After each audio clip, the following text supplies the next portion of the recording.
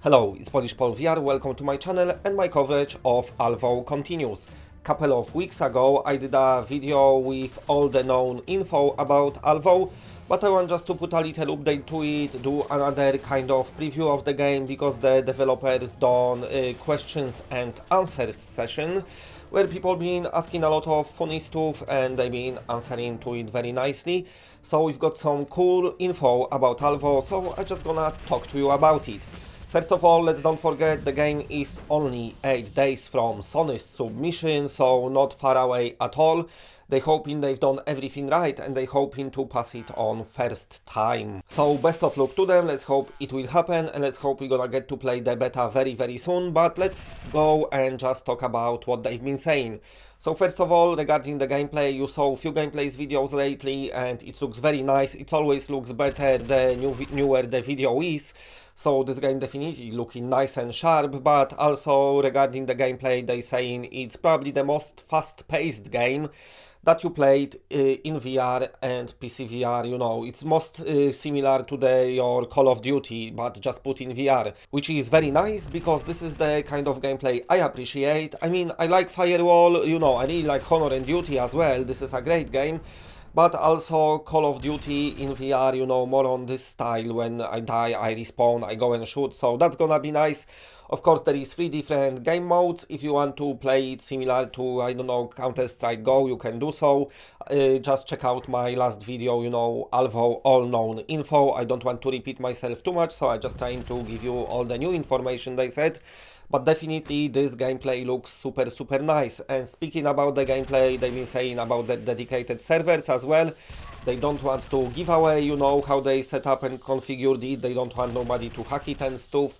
But also what they saying, they want you to spend 90% in the game and 10% out of the game. So that's very nice as well, because no more lobby sitting forever. So what's happening is, if player gonna drop out, it's gonna be filled in with another player, and if there is no player, it's gonna be filled with a bot until the player has come. So if somebody gonna be like, yes, I'm not playing it anymore, and switches the game off, the game won't be saying like, okay, game over, time to stop the match. But instead the game will be like, okay, let's fill this hole and let's let people continue playing, because it seems like they having good time. They also touched a bit about comfort options when they've been saying about Sony's submission. They've been saying they're trying to do everything right. Of course, it's running at the frame rate Sony requires, but also they said they added all the comfort options, what they want.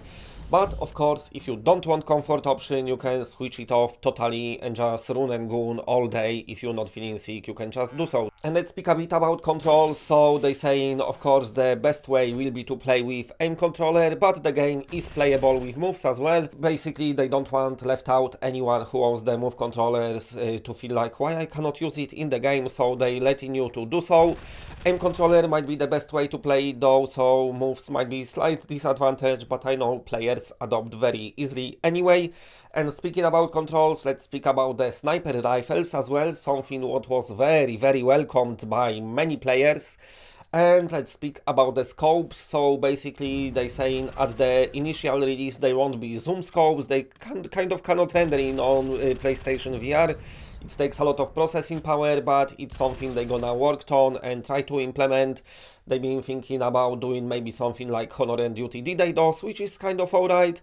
Let's see what they do, what they gonna work out. I don't know, it's always struggle for the developers. Even Borderlands 2 VR, you know, coming from big studio, they had to put that 2D screen in front of you because they couldn't render another 2 screens per eye for zoom scopes. But also at the end of their Q&A session, they spoke a bit about customizable matches as well, because it's something what people want. So what they're gonna do, they're gonna allow you to do so, you know, for all the different leagues and stuff. So there will be different settings what you can tweak. So that is very nice as well. And looking at this information, this new info they provide us, It looks like they're doing everything right. They definitely listening to the community. Best way to chat with them is of course on their Discord server, so go and join that. But you know what, ALVO definitely looks good. Had a bit of trouble development, it got announced very early, and that was with all the community support as well. They've been asking what people want, and that's what they've been putting in the game. Got cancelled for a while, but then they come back bigger and stronger and showed off new footage. And video after video, the more we saw, the game got better and better. So it's definitely one of those games worth getting excited for. I hope you all signed up for the beta. We'll be able to try it soon, hopefully, maybe end of May if it passes QA first time.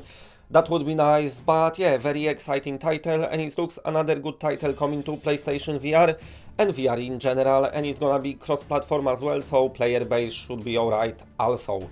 Okay, anyway, if you like what you're seeing, then please press a like, because it does helps the channel a lot, and if you're new to the channel and are not subscribed, then subscribe. It's always better when it's more of us, and that's it, bye.